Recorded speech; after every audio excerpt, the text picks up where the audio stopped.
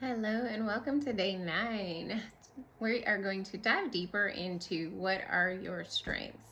Yesterday you started to, or at least should have, identified those strengths that emerge when you're at your best. Today we're going to look at putting those strengths into action because your strengths are like muscles. They grow stronger with deliberate use. Many of us overuse our strengths in some areas while underusing them in others. For example, you might use your analytical thinking extensively at work, but not when managing your health. The magic happens when you deliberately apply your strengths to the areas where you're struggling, especially those thinking traps we identified last week. So, your action step for today is choose one challenge that you're currently facing. Identify one of your signature strengths from yesterday and ask yourself, how can I bring more of this strength to this situation? I can personalize this for you. For example, my main strength via the values in action is actually curiosity and a love of learning.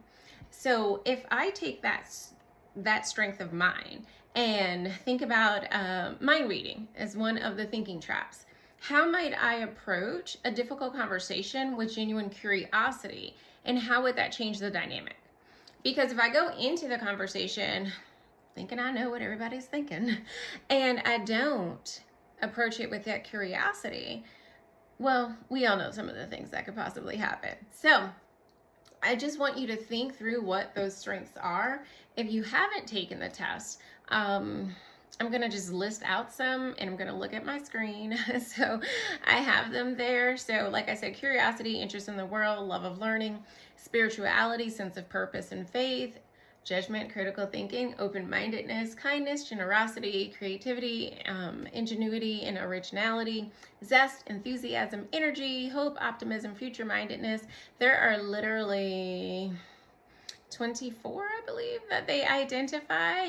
And so really taking the time to take that assessment to figure out what yours are, and really understanding that they're all strengths. It's just which are those that you're probably going to operate more at your core. So looking at your top 5 is also helpful.